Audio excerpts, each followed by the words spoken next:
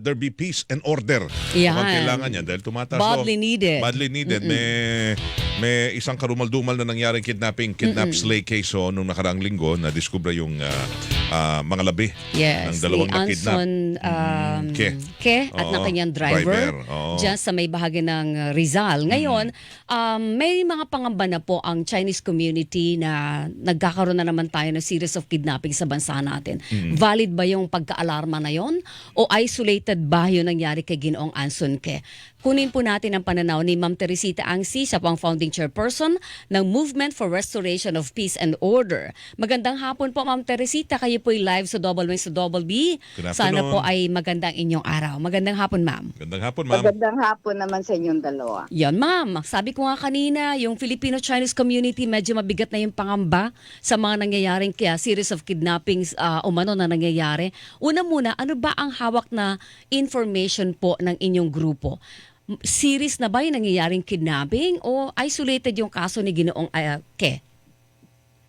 Nagkataon kasi mula nung pinakawalan yung 14-year-old na bata, then right the next day meron na namang kinidnap, no? So starting from that up to tung kay Ke is 5 weeks. Tatlo yan. So 3 cases in 5 weeks, no? Kaya siyempre nakaka-alarma. And ilinaw ko lang siguro sa inyo, Weng, no, please, na hindi naman dapat Chinese Filipinos o mga Chinoy lang ang na-alarma, no? Because this has huge repercussions sa ating ekonomiya, sa ating lipunan.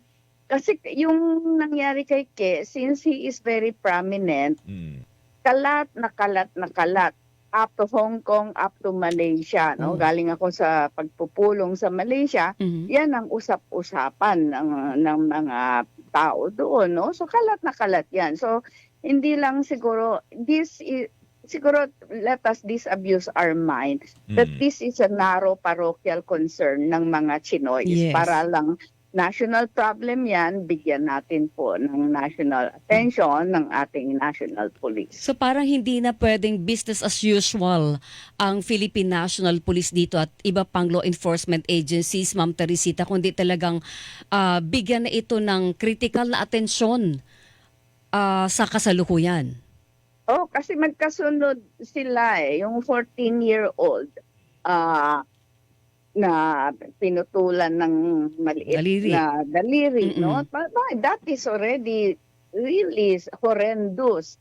Tapos ito naman, pinatay after payment of ransom. Yung una, nagbayad din ng ransom. So, siyempre kami, tuwan-tuwa kami nung binan totally yung Pogo dahil matagal na namin hinihiling yan.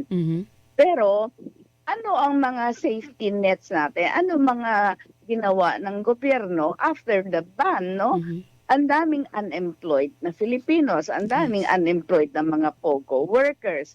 Hindi mo naman na-deport lahat yan. Lalong-lalo na siguro yung mga financiers na hindi makauwi sa China dahil haharapin nila execution dyan. So nasaan sila, no? So anong ginagawa natin para magkaroon ng linaw kung ano na nangyari dito sa mga financiers ng Pogo. Raid tayo ng raid ng mga phantom establishments, pero yung mga pinuno, yung mga ulo, hindi natin nalalaman kung nasaan napunta. Yun na gusto nating malaman kasi sinasabi ng PNP dun sa kaso ng last week the case ni Mr. Anson Ke, Pogo related. Now, ito ba ay itong mga series of kidnappings, meron ba kayong at least kahit paano may impormasyon na talaga bang Pogo related po ito? Oo. Siguro ang kailangan gawin ng pulis, no, mag-ingat kasi sila sa pagsasalita. Yung galit ng both families, no, yung family nung 14-year-old at Ke family is parang you are giving yung implications na sila ang Pogo-related. Definitely, Pogo-related are the perpetrators, the criminal syndicates. Pareho nung 14-year-old, yung driver was a former Pogo driver sa Clark. So yan yung mga sinasabi natin pogo related, but the family, both sides, both cases, there's no connection at all to pogos. Okay. Pero ma'am, yung balikan ko lang, sabi niya mula nung doon sa bata, 3 pang nangyari na kidnapping. Lahat po yung binabanggit natin na mga kaso ng kidnapping, lahat po yung Filipino-Chinese or Chinese businessman, yung mga victims? They're all Chinese Filipinos. Chinese Filipinos. Opo. The second one is a very simple food kiosk businessman. Very small businessman. Mas nakakatakot yan, kasi that means anyone can be a victim, no? Kasi nga, yung pati yung ganyang food kiosk vendor, tinira mo, and then they also paid ransom. Siyempre, you make it appear as if crime pays and pays very lucratively, no? Although yung second case na yun, it took about 7 days, no? Kasi nga wala namang perang pambayad. So nangalap pa ng kung saan-saan pa ng hiram ng pera. Pero syempre, these things are really disturbing na hindi natin nasusolusyonan. Tulad naman ng sinabi rin nung police, no? This case is more related to the December 2024 case na pinatay din. Doon din sa Rodriguez Rizal tinapon yung body, no? So, anong ginagawa na nasaan yung leads ninyo, nasaan yung case build up? Si SILG ang nagbitaw ng salita.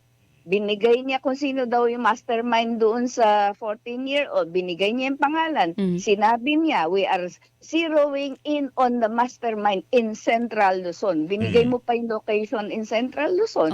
So anong gagawin ng tao? Siyempre, he will go underground, no? Parang binigyan mo ng tip na magtago ka na. Pero ma'am, iba-ibang kidnapping group yung gumawa nito? We don't know, no? That's why we said the police has to case build up. It has to work on the same page. Hindi pwedeng kanya-kanya ang mga efforts during this time. Kayo ho ba satisfied? Kasi may binuo na atang Special Investigation Task Group ang PNP in relation dun sa nangyari last week na kidnap slay case and towards mga insidente ng kidnapping. Yes, we hope na magkaroon sila ng breakthrough. The 2 who were assigned to head the task force are really good, no? Yes. Kaya panganawagan namin, the whole AKG has to be overhauled. Ibalik natin ang AKG sa pagiging isang task force. Instead na yung ginawa, a platform for promotions, springboard siya for promotions, ang mga personnel niya ay pinapalitan halos every 2 months, bago yan. Ang AKG, ang natitira nakilala namin, dadalawa na lang, no? Palit ng palit yung personnel, tapos wala silang follow-through, wala silang turnover. So, ginagawa lang talaga springboard for promotion. So, i-overhaul natin yan and bring it back to being a task force. Meron pa ho bang mga unsolved cases before na siguro earlier last year kung meron man ng kidnapping? Yeah, definitely. Yung pinatay na hardware store owner, si Mario Uy, may nahuling 3 Chinese dyan, nakakulong, trial is ongoing. Pero nasaan yung mastermind? Nasaan yung mga follow-through ninyo? Parang hindi naman ngayon lang nangyari yan. Yung kay Mario Uy, pinutol yung big to, no? Nagbayad ng ransom, pinatay din yan.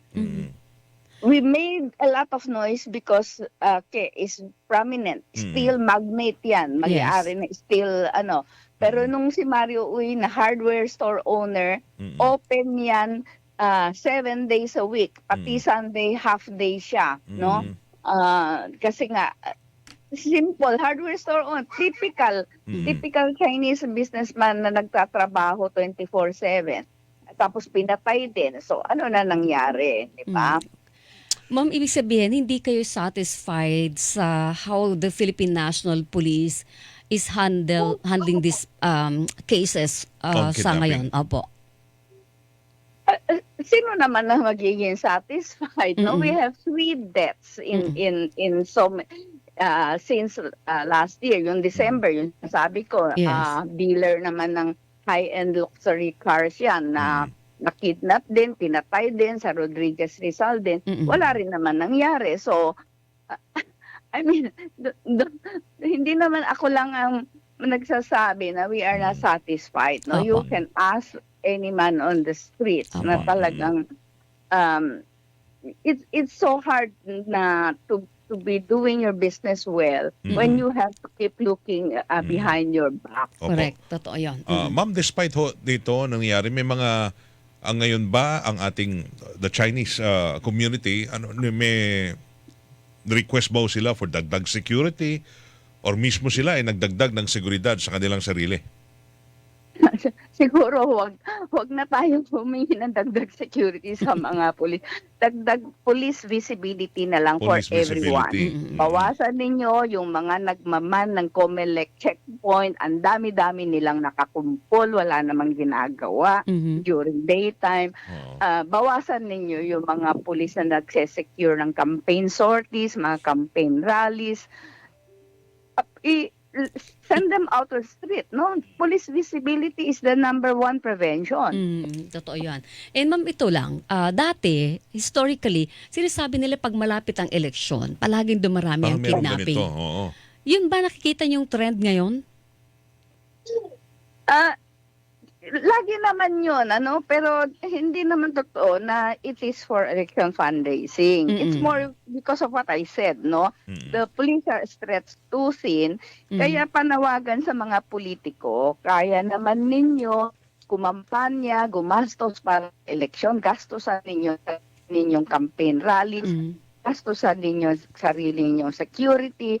Huwag na kayong humingi ng dagdag na security galing sa police, no? Dahil they're already stretched too thin at this time and criminals capitalize on that. Correct.